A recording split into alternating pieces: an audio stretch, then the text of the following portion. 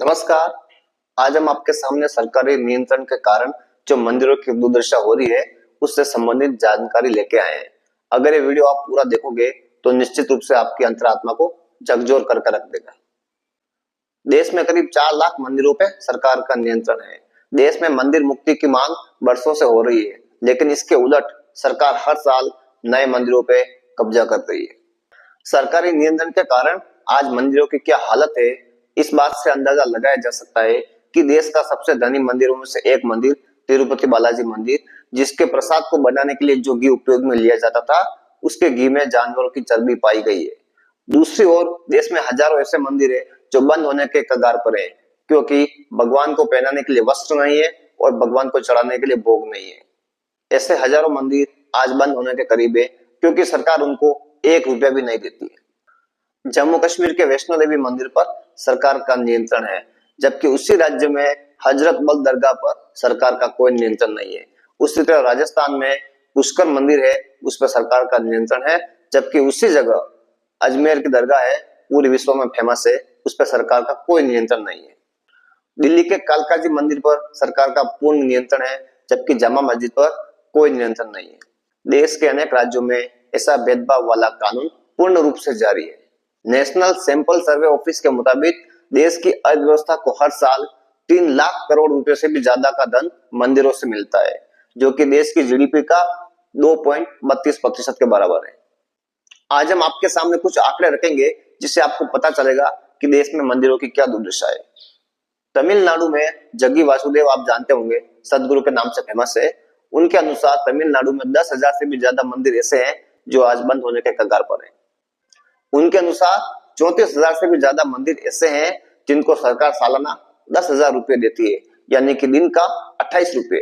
उन 28 रुपए में पुजारी को भगवान को भोग लगाना है, भगवान के लिए वस्त्र की व्यवस्था करनी है, मंदिर की साफ सफाई पर भी ध्यान देना है और अपनी सैलरी भी निकालनी है। मात्र 28 रुपए पर दिन में पुजारी को ये सारे काम करने हैं। उसी तरह महाराष्ट्र में लगभग 4,000 से भी ज्यादा मंदिर सरकार के नियंत्रण में है, जिनमें विठल महाराज का मंदिर शामिल है, महालक्ष्मी मंदिर भी शामिल है, सिद्धि विनायक जैसा बड़ा मंदिर भी शामिल है। महाराष्ट्र में कई हिंदू संगठन मंदिरों में व्याप्त भ्रष्टाचार और घोटाले से संबंधित मुद्दे उठाते रहते हैं। इन संगठनों के अनुसार पश्चिम महाराष्ट्र देवस्थान समिति, जो कि राज्य के 3,000 से भी अधिक मंदिरों का संचालन करती है, इस समिति के रहते हुए 8,000 एकड़ से भी ज्यादा जमीन भूमाफियाओं के कब्जे में जा चुकी है। आपको एक रिपोर्ट बताते हैं। कर्नाटक में 2002 में सरकार को मंदिरों से 70 करोड़ रुपए से अधिक की संपत्ति प्राप्त हुई।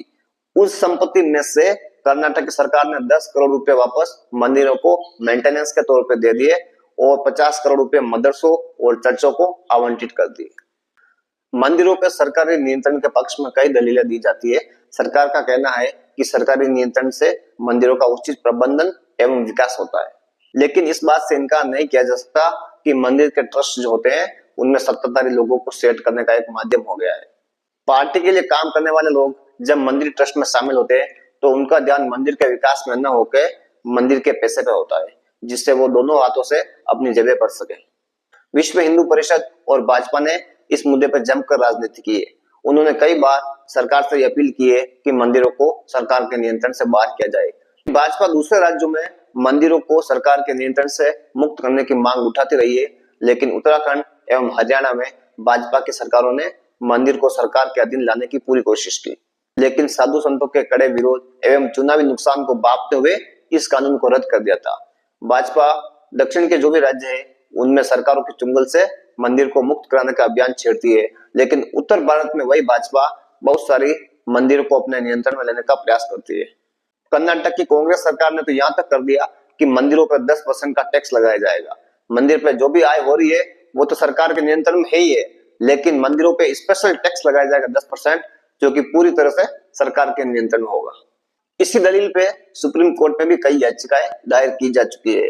बीजेपी के वरिष्ठ नेता अश्विनी उपाध्याय एवं सुप्रीम कोर्ट के वरिष्ठ वकील ने सुप्रीम कोर्ट में याचिका दायर करके मंदिरों को सरकार के नियंत्रण से बाहर करने की मांग की है, या फिर मंदिरों को अगर बाहर नहीं किया जाए तो समस्त मस्जिदें और गिरजाघर है उनको भी सरकार के कब्जे में लिया जाए। सुप्रीम कोर्ट कई बार मंदिरों पर सरकार के कब्जे को अनुचित ठहरा चुका है।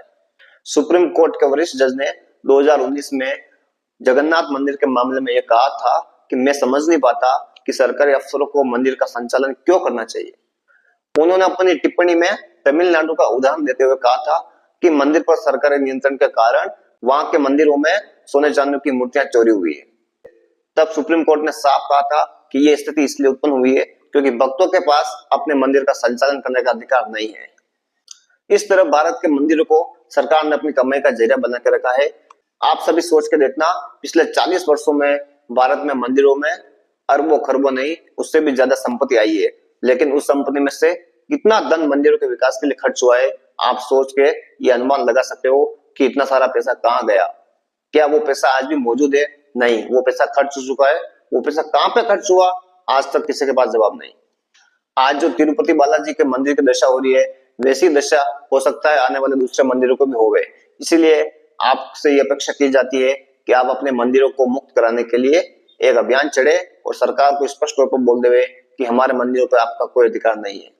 अगर ये वीडियो आपको अच्छा लगे तो शेयर एंड सब्सक्राइब जरूर करें।